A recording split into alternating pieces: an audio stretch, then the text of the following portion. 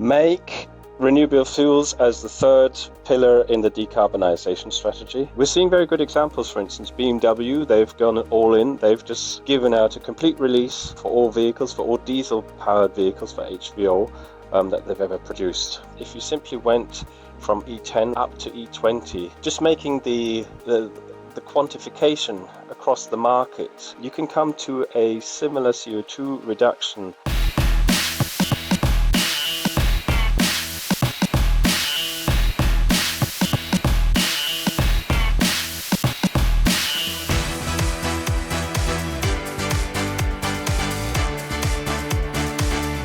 Today's episode has been brought to you by our sponsor, Prima Energy. Are you looking for a reliable supplier of wholesale sustainable fuels? Prima Energy is leading the way in providing business with eco-friendly alternatives. From HVO and HVO blended fuel to advanced low CO2 heating and marine fuels, they offer a range of solutions that help you significantly reduce your carbon footprint while optimizing your fuel budget, all while ensuring efficient and dependable supply. Visit primaenergy.com today to learn about how they're fueling a greener future, one sustainable barrel at a time. That's primaenergy.com today. Thank you very much to Prima. Wolfe Power Club listeners, what an amazing summer we've had. And last week we had obviously the Wimbledon team talk about how to power the biggest tennis tournament on earth. And you can still win a Novak Djokovic book or a Rafa Nadal book if you follow us on LinkedIn or if you sign up to our newsletter, with the competition closing on the 14th of July. But the fun does not stop this summer. A few weeks ago, I was the guest of Bosch at Tour de Europe, which brings together multiple people from the automotive value chain that delivers solutions for our whole community. I've always been fascinated by Bosch because essentially, whenever you bring a new fuel to the market, ultimately the customer wants to know, does my guarantee still work? Is my warranty still covered? And there's one company that works with many automotive people, from the car makers to the LGVs to the HGVs, and that's Bosch. And therefore, I'm delighted to welcome a Bosch colleague who essentially has had over 2 decades at the forefront of this technology. John, please can I welcome you to the Wolfe Power Club podcast? Well, hello. Nice to be here. And John, just for our listeners, where are you calling in from today? Well, I'm based just outside of Stuttgart in Germany, where Bosch has one of its major development sites. So that's where I'm based at. Fantastic. And I've got to say, Stuttgart is one of my favourite cities. It's that lovely mix of a good night out, but also the industrial heartland powering Europe forward. So it's great to have you calling in from Stuttgart today. So we're going to get straight into it. In the automotive value chain, what is Bosch's role and what parts for cars, LGVs and HGV engines do you guys get involved with? Well, I guess Bosch's been there all along, ever since the car came up. We're the inventor of the spark plug, and that's when it started, I think around the turn of the century, 1800 to 1900s. And then has become, well, I would guess we are still the biggest supplier in the world of automotive. So we do a whole range of anything around fuel injection equipment. That's pumps, rails, injectors, spark plugs. I could rattle down the whole catalogue, but I think that takes an hour or so. Also, we've got brake components, a whole lot of controls, software to control the equipment, and also have been venturing into new areas like e-motors, battery for hybrids, and so on. So also hydrogen is one of the new activities. So I think it's fair to say we're covering more or less the biggest part of the propulsion components that you would find anywhere in the automotive sector. And I think that's what's great for our listeners today. We've got someone who essentially is involved in so many parts of it. But I know when I was running forecourts and big energy groups and supplying thousands of stations, we'd often get very great entrepreneurs or inventors come with us with fuels or fuel solutions. But our first question would always be, is it OEM compliant? And normally what that was an indication is whether it's spark plugs, pumps or so on, does it work with Bosch kit and have Bosch signed it off? Because if you blend a fuel wrong, as you know, it won't work with engines. So when we look at the energy supply chain, entrepreneurs trying to release new fuels, companies bringing new fuels to the market, as a consumer or as the forecourts on the wholesale side, you want to know it's compliant. So on the energy supply chain, from forecourts to industry consumer, we need to have it OEM approved. We need it OEM approved so that warranties on vehicles stay valid and that drop-in fuels like an HVO can actually go to mass market when we sell it to customers. So why is Bosch so critical in this part of OEM approval, and what are you looking for to approve a fuel to go through your both existing and future equipment? At the end of the day, I think we're in a similar situation like any driver of a truck, in that we also have to cover for the liability of our components that we sell to the customers. They have to complete a certain lifetime that is contractually agreed. If ever anything were to go wrong on those components because they're not, or they've been used with an incorrect fuel that hasn't been released, we might be liable for having to replace millions of injectors or components on the car. So the cost for that would be just dramatically high, fatally high. So of course we also have to be very cautious about fuels that we can release for our components. Typical topics are things like injector nozzle clogging, or you might have corrosion on components. These are typical topics we have when checking for fuel compliance with our components. Yeah, because I know that certainly when you're looking at sort of drop-in fuels that might reduce a mixture of NOx or carbon, there is sometimes the challenge of that there's more water-based products, and as you know, that sometimes reacts badly with the long-term life, or essentially water and fuel don't go well, and that blending has to be so spot on. So essentially, what in the fuel side of the component needs to be is you kind of need to get as close to diesel as possible, don't you, in terms of once it's blended, so that these areas don't clog up that have worked for so many years. But having said that, Bosch did their homework on HVO already some years back. I think it was like in the years 2020 to 21. And we quickly saw that we are not seeing any major compliance issues with that. So now the problem is not on our side, the problem is on the OEM side, the vehicle manufacturer side. It's their job to release the vehicles, and with release I mean also going backwards in the manufacturing years of the cars or of the trucks. And we're seeing very good examples. For instance, BMW, they've gone all in. They've just given out a complete release for all vehicles, for all diesel-powered vehicles, for HVO, that they've ever produced. And if I can add another comment, a private comment, me myself, I drive a 9-year-old Volkswagen Touran. I have not respected the release of the OEM. I have done this at my private risk, and I can confirm that it's working beautifully. So even if there is no OEM release for HVO, if you're willing to take the risk privately or as a company, we are hearing a lot of very positive feedback from the market. But again, I have to say that'll be at your private risk. Yeah, what I would say there is that we're now at a stage, certainly in the UK, where we do have OEM approval from the big HGV users. That certainly allowed me back a couple of years ago to then approve it for a bunker site on fuel cards when we opened the first ever one.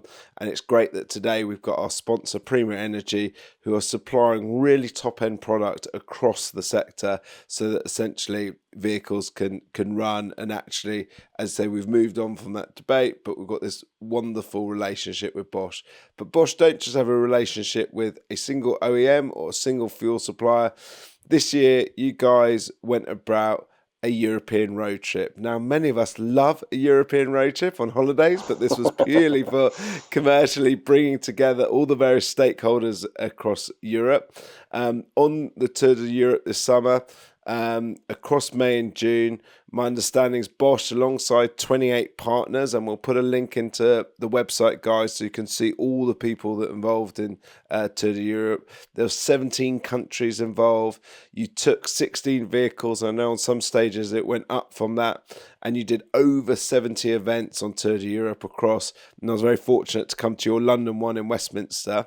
What was the objectives? What were the findings? And what was the stakeholder reception along the way to this great adventure of the automotive supply chain coming together and showing what technology could be used on liquid fuels?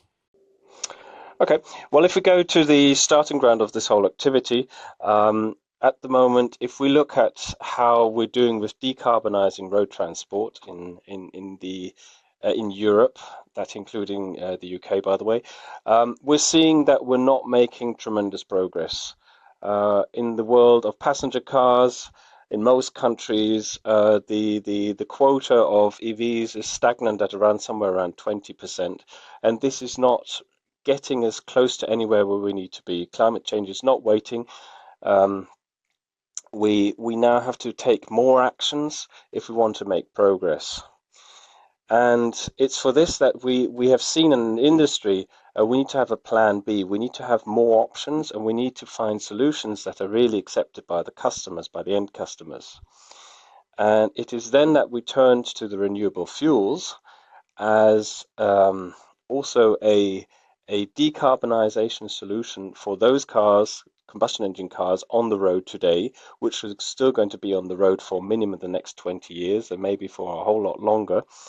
And these are the cars that are accepted by the customer. They have been bought, they are there, and they will be burning fossil fuels if we don't come up with an alternative. And it's for this reason that we said, let's demonstrate the potential that lies in renewable fuels. Let's demonstrate to the politicians that this is not a crazy future vision, but that the fuels are already available, that you can travel from Lisbon up to Helsinki and all across Europe using these fuels, and that they need to be given the credit for their CO2 reduction potential in legislation, which today is not the case. So in today's legislation, what we have is that a combustion engine equates emission of fossil CO2. And we were there to demonstrate that not necessarily needs to be the case in future. That is great, because I think, as you say, when you've got 20% of transition, and let's be very clear, certainly in the UK market, that's only 20% of new sales, and it doesn't take into account the backlog of vehicles. So you're still having 4 vehicles purchased for every one, and therefore, there are barriers. We'll go on to that on future episodes, and we'll go into past ones. But essentially, as you say, the liquid fuel is extremely in demand, and then that sort of leads me nicely to actually where Tour de Europe represents the sort of buying patterns in the UK market. So in the UK market in the last year, approximately 8 billion litres of diesel has been purchased amongst the HGV and LGV community.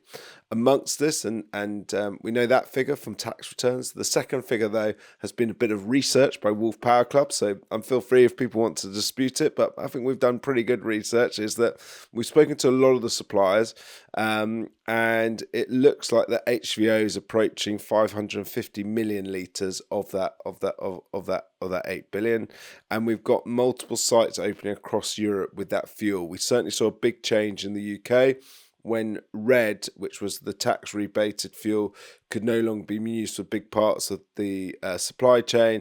Essentially, the forecourts have changed it over to HVO. So what do you see the benefits to the HGV market, not just on HVO, but just in drop-in fuels in general, because ultimately it's going to be Bosch components that are working with those drop-in fuels?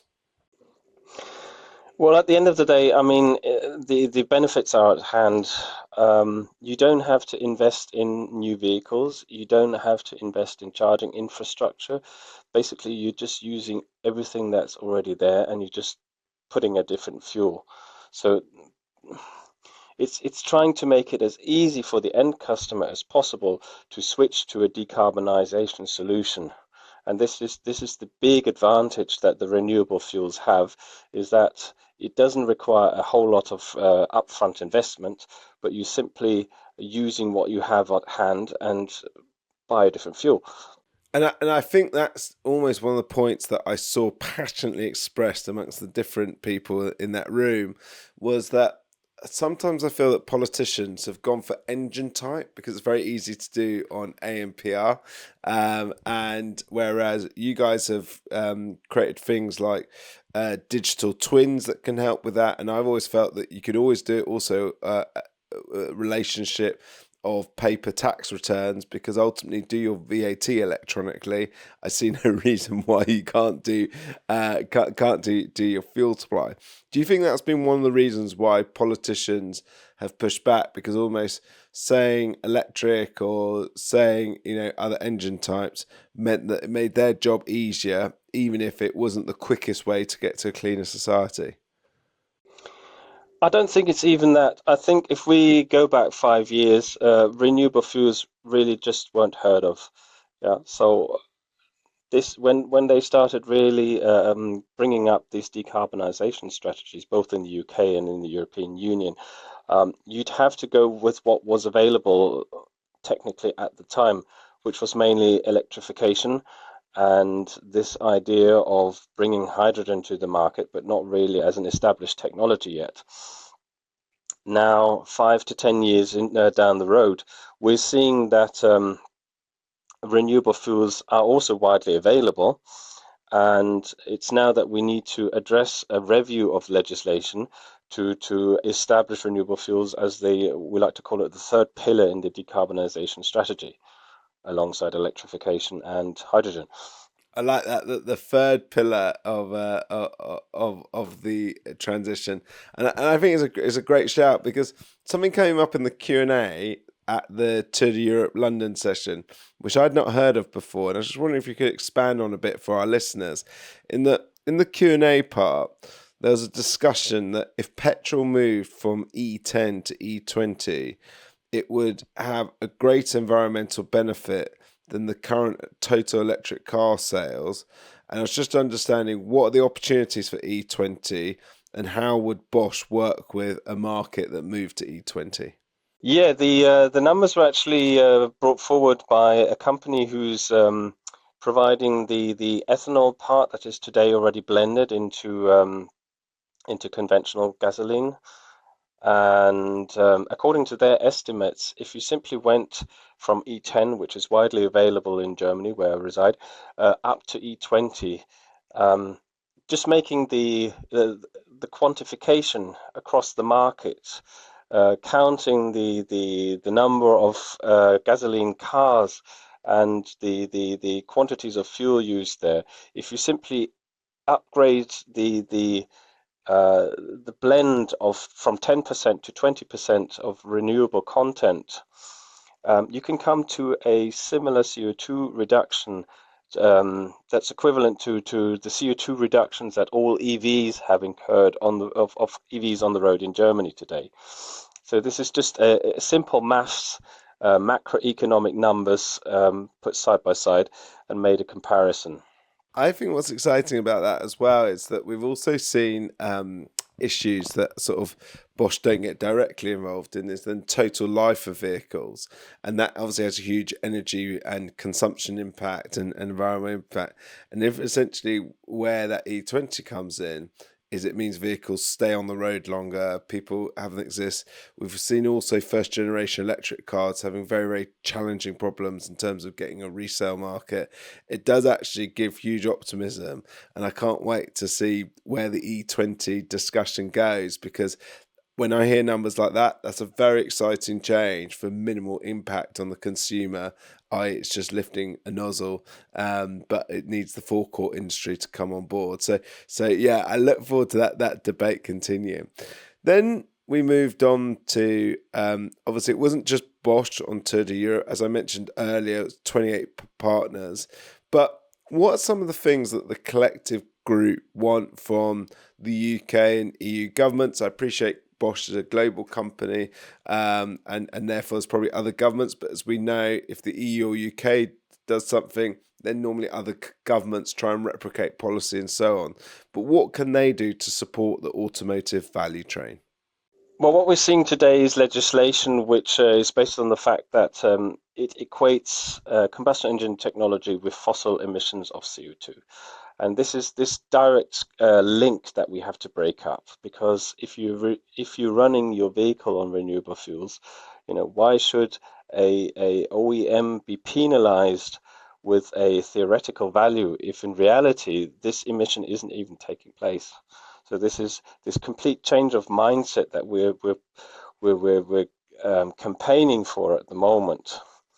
And then the second part is the ban on combustion engine technology. In the UK it's in 2030, and with hybrids then 2035. EU slightly later with a ban for passenger car combustion engine technology in 2035. And the stance we're taking there is to say, if you really do see the potential in renewable fuels, by 2035, let's bring a new kind of vehicle to the market. It's based on combustion engine technology. It has an engine inside, but it is fitted with the digital fuel twin, which provides to the engine software the signal that the fuel that went into the tank is actually renewable or is fossil. And then, similar to like you'd have it on AdBlue today, you would be able to bring forward a certain mechanism to promote the user to actually use renewable fuels only, or inversely, if he's not using them, then there'd have to be a certain sanctioning mechanism behind it. And John, that's really, I think, stuff that our listeners won't have heard before about the digital twin unless they're a customer. I know you and your team have been working on it since 23 when it was released to the public, but it's really stepped up in the last year. Have you guys got any case studies of where people said, suddenly, actually, I can do X now, which I couldn't do before the digital twin came out from Bosch? Yes, absolutely. That was one of the main aims of the Tour d'Europe, was to demonstrate what is possible in terms of CO2 reductions on a given road trip. And the numbers we're seeing on diesel engine cars, we can get values above 80%. Theoretically, you could even get them higher, to up as far as 95% CO2 reductions. Gasoline engines, it's a little bit harder. But there also we were able to demonstrate reduction potentials between 25%, and there is even potential to bring them up to 70%. There is a fuel supplier in Spain who's come out on the market with a gasoline fuel that's already coming with a 70% CO2 reduction. So there is tremendous potential for decarbonizing combustion engine technology. And we have demonstrated that this is possible today. You can take your car as it's standing in your garage to a filling station, and if it's selling renewable fuels, you've already found a very good fix at a very high percentage of your mobility carbon emissions. And I think that leads nicely to essentially the role of, say, the transport director or the CEO of a logistics company. If, say, for instance, they've got fleets in the tens or hundreds of vehicles, from what I saw was that the digital fuel twin also allowed them to do as a group was to actually be able to answer questions when people are saying, what does your whole fleet do? What's coming back on your fleet? And I think that's where I was very impressed by the technology. I was just wondering if yet you've had any fleets adapt it, and sort of the director of transport or equivalent gives that feedback, because that's what I saw on the day was that suddenly I, as a fleet operator, and back in control about the breakdown of the differences between the various products on the forecourt and what my fleet's actually using. Well, exactly. That's what DFT is all about, and we can take it even a bit further. We can emit a so-called fuel usage certificate. So if we put ourselves in the situation of a haulier, you might have an end customer who's willing to pay a little extra for you as a haulier to use HVO, which is still coming usually at a bit of an up price. We can provide to the haulier the certificate for every refill in that vehicle to demonstrate has it really been HVO, or was it a fossil refill because there was no other filling station available at the time when the refill was necessary. And you can demonstrate that to your end customer to say, okay, on your trip that I was traveling on for transporting your goods, I incurred a CO2 reduction of 80%, of 60%, of 95%, whatever the contract is. And I think that, I mean, I've always seen, 3 or 4 years ago, we were getting customers that bought a significant amount of fuel across Europe. One of them might have been one of the big sports brands. I won't say who they are, but let's say the majority of you would have worn T-shirts or trainers with them on. And they're very, very clear that if certain things weren't done and certain energy reduction didn't happen, you would lose the contract to supply them. They actually switched fuel suppliers over this. And I think what's great is that it means that they can meet their internal ESG goals, but also I think it means that it gives industry, which I always think is the most productive, is that industry takes the lead to change their behaviours, so that essentially as policymakers they don't need to make rules and conditions, because actually industry comes to the table first and leads it.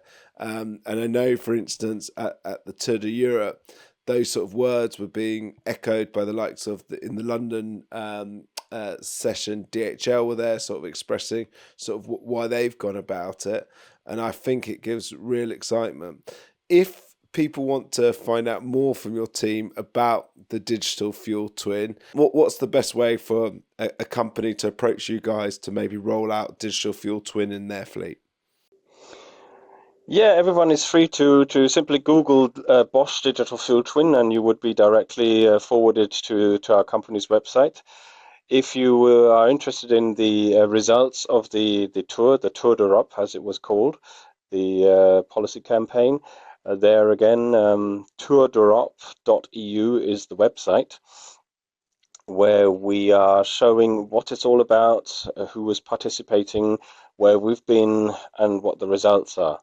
There's the big truck in the car park, or elephant in the room.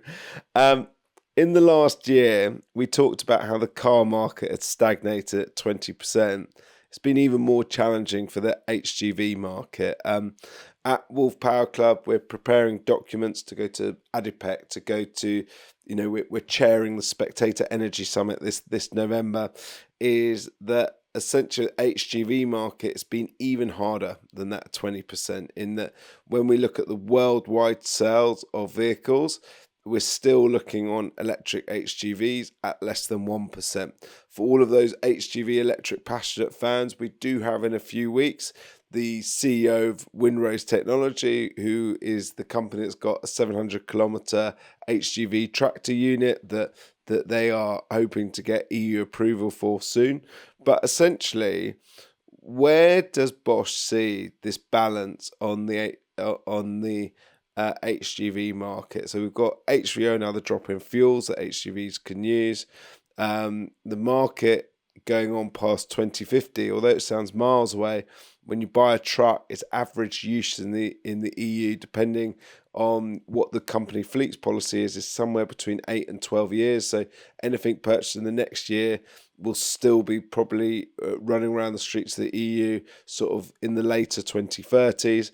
And then, as we also know, they've got second and third lives in either Eastern Europe or Africa or Asia, in that these vehicles go on. So bearing that in mind, looking past 2050 and being a sort of significant part of industry purchasing, where does Bosch see the sort of liquid fuel market long term versus alternatives to the liquid fuel market? Because at the moment, it's about 99% of commercial vehicles being bought a liquid fuel of some sort versus alternatives. Where does Bosch see that long-term thing, and is it part of the reason why the work has happened this summer on Tour de Europe?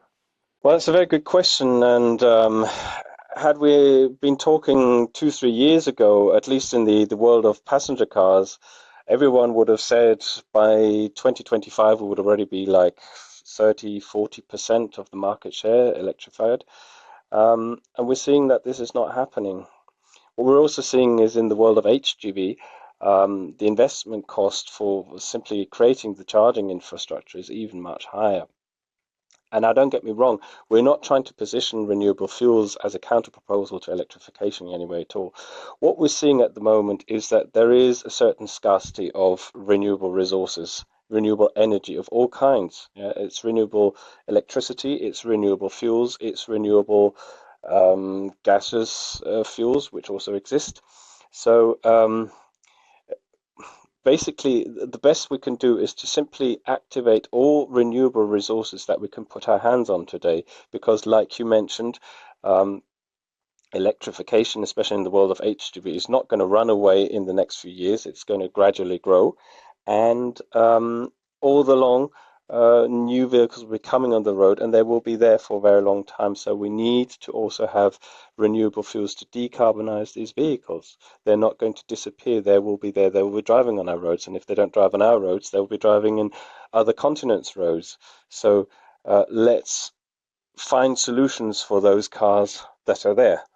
I think it's a very pragmatic approach, John, and I like it a lot. But I guess also being pragmatic, as you know, that Bosch, as you said, over the last century has always been there to meet the automotive supply chain needs.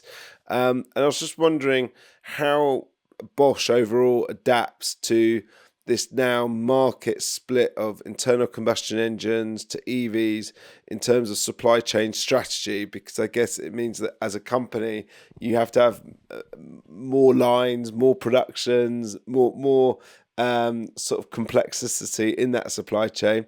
How has that adaptation been for you guys over the last decade? Well, I guess it's fair to say that it hasn't come without problems. We're seeing that I can give you the example of a manufacturing plant for e-motors in northern Germany, which was foreseen as the pilot plant for large market segment for passenger cars, for the motors propelling those cars. And we had to take a large step back there because the market share never came. It didn't come with us. It didn't come with our competitors. It simply just didn't come. So now we're having to, on the one hand side, we have to take a step back and extend the life of combustion engine technology, and on the other hand, we have to see how do we downscale the manufacturing lines for electric components. And I think that is a great business example that I hope all politicians, we have a lot of politicians listening to this and get to go on, is the reality of where you are as a company is that you can invest in all of the equipment, all of the technology, all the deliverables, but the consumer doesn't buy it. It means that ultimately it puts constraints on profitability, cash flow, sustainability, that at some point the company has to pivot of what the market needs. And essentially, therefore, I hope politicians are listening to this and sort of get the lessons from Tour de Europe, that there are, as you said, these ways to make our drop-in fuels cleaner and the reduction better, and avoid sort of potential pitfalls of sort of loss-making factories where the customer base never comes along. And it's fair to say on the aviation side, we'll be doing quite a bit of that in the future, because they've got those challenges at the moment, that gap between what the policymaker wants and what the consumer wants, and it's who fills that gap and when. But John, we ask all of our questions, our guests, some quick fire questions, and you've been absolutely great today and a great representative, Bosch. But our quick fire questions, and not long answers, just your immediate thoughts on If Bosch is to invest time or money into the energy industry going forward in the next 12 months, where would you invest it? It's going to be a number of technologies. It's going to be electrification, it's going to be hydrogen, it's going to be renewable fuels, it's going to be a mix of various sources. There's not the one single technology that's going to run away and take the whole market. That's what I believe. I think you could be spot on there that it will always be a mix going forward now.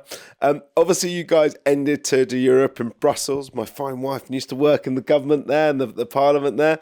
But one thing you'd like the EU government to do in the next 12 months? I know Tour de Europe presented a big case of stuff, but in the next 12 months, say when we meet up in summer 26, what would you like the EU government to have done in that period of time? Make renewable fuels as the third pillar in the decarbonisation strategy and break the link between combustion engine and a penalty assuming it's running on fossil fuel. That rule does no longer apply. That sounds a good shout. A good shout. I hope you are listening, EU government, and we'll be doing quite a bit of stuff there. And we do have a lot of MEPs listen to the podcast, so please take on that message today. Now, if you're a young entrepreneur in the automotive supply chain, whether it's Bosch or something else, do you think you can still become a millionaire, or do you think that essentially it's dominated by big companies, or do you think there's hope for that entrepreneur in the automotive supply chain to find something that will, just like Bosch found the spark plug all those years ago, that could be the next great invention? If I knew one, I probably wouldn't be working for Bosch any longer. So. No, good answer, good answer. And if anyone does, please let me know, because we're happy to invest in that idea. Then the final quickfire question, because say we give industry, we hold them to account, we hold government to account, but often the customer's not held to account. So John, if there's something you would want Bosch customers to do in the next 12 months, what would you like them to consider in the next 12 months? I would like to ask every customer to go online and check where is the next filling station for renewable fuels. There is everyone can do something to decarbonize their own mobility. Just saying it's not possible, I don't think that's a viable excuse anymore. Go and check what is the best option for you, whether it's electrification, whether it's renewable fuels, whatever it may be, but do your part to stop climate change. Fantastic. I would totally agree with that, guys. I don't know Stuttgart's market as well, but I certainly know in the UK it is very doable if you've got a fuel card to pick up HVO and other products today, and therefore there's no real barriers. I also know that companies like Prima Energy, who are sponsoring this episode, that essentially they deliver the product all across the United Kingdom, and therefore I would certainly, as John says, check out where the station is. If you've got any questions and you're not finding answers, please come back to the podcast and we will try and find you that solution. So that's great. John, I'd really like to thank you for your time calling from Stuttgart today. I think it's great where Bosch and the other 28 involved in Tour de Europe did was that actually said, this is the reality and this is what can happen on fuel.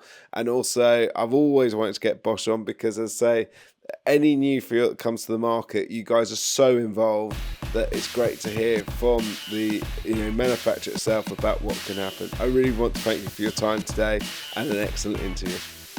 Thanks, Alex.